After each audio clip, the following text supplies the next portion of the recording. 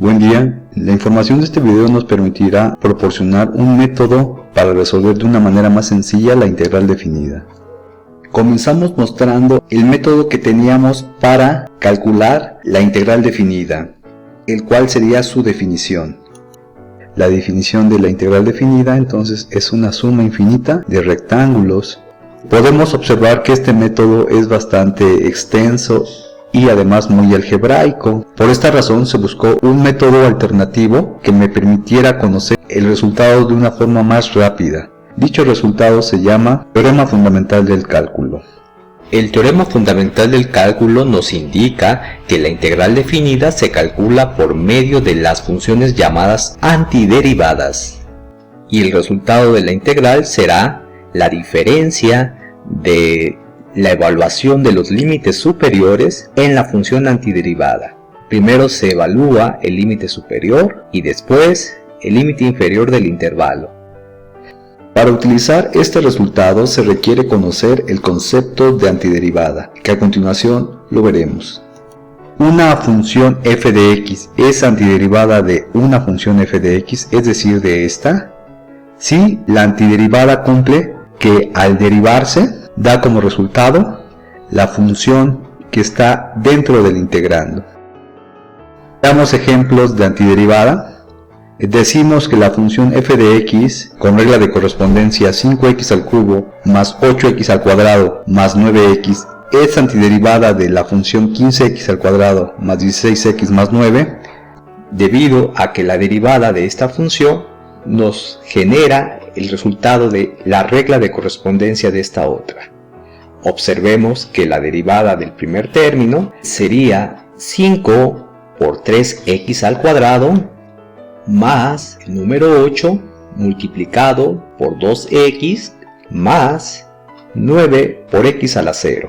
Simplificamos y nos quedaría 15x al cuadrado más 16x y 9 por 1 daría 9. Notamos que esta función es la misma que la función f, por lo tanto decimos que esta función es antiderivada de esta función. Veamos un segundo ejemplo. Se desea verificar que la función 2/3 de raíz cuadrada de x al cubo sería la antiderivada de la función raíz cuadrada de x. Verifiquemos este hecho. Tenemos que corroborar que su derivada me va a dar la raíz de x. Para poder derivar vamos a expresar esta raíz en términos de una función potencia. Notamos entonces que la raíz cuadrada de x al cubo es equivalente a la potencia x con exponente 3 medios. Aplicando la regla de derivación de la potencia tenemos 2/3 multiplicado por el exponente que baja y la potencia se le disminuye una unidad. Por lo tanto nos quedaría 3 medios menos un entero. Simplificando 3 medios menos un entero nos quedaría 1 medio. Notemos que aquí tenemos una multiplicación de dos fracciones. 3 por 2 serían 6, lo mismo quedaría abajo 6 y por lo tanto tenemos 6 entre 6. Lo que implica aquí 1 y como sabemos el 1 no se coloca como coeficiente. Notamos que esta expresión tiene su forma equivalente en la raíz cuadrada de x y por lo tanto observamos que la derivada de esta función nos dio como resultado la función f. Por lo tanto, para calcular áreas se requiere el concepto de antiderivada, pero la pregunta natural es ¿cómo se obtienen las antiderivadas de una función? La respuesta a la pregunta es por medio de fórmulas de antiderivación. La fórmula para la antiderivada de una función potencia sería la misma función potencia pero con exponente sumado en una unidad dividido entre el mismo exponente, mientras que para la función constante sería la misma función constante multiplicada por la literal x. Veamos el siguiente ejemplo. Tenemos la función 10x a la cuarta más 3x al cuadrado menos 2 y se desea calcular su antiderivada. Por lo tanto, aplicando las fórmulas a las potencias que se tienen en la función, tendríamos x a la 5 porque se le suma 1 al exponente y se divide por el mismo exponente. Por lo tanto nos quedaría x a la 5 dividido entre 5, multiplicado por el coeficiente que acompaña a la potencia. De manera semejante pasará 3 multiplica como tenemos una potencia, sería el exponente más 1, por lo tanto nos queda 3, dividido por el mismo exponente, es decir 3.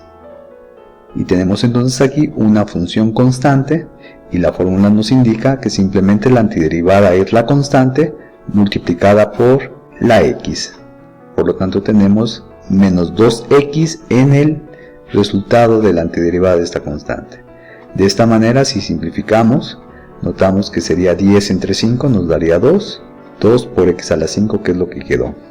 Lo mismo pasaría con 3 dividido entre 3, nos queda 1 por x al cubo, y de esta manera tenemos la antiderivada de esta función. Si derivamos esta función, vamos a obtener como resultado esta función. Y pasemos ahora a realizar ejemplos de área, ya que se tiene entendido el concepto de antiderivada. Se desea calcular el área comprendida entre la gráfica de la función f de x, el eje x y el intervalo proporcionado. La regla de correspondencia es 5x a la cuarta más 3x al cuadrado menos 2 en el intervalo menos 4,3. Procedemos entonces a utilizar la notación. Notamos entonces que el área va a ser la integral definida en el intervalo menos 4 hasta 3 de la función que se tiene aquí, es decir, de la función que nos está dando la regla de correspondencia.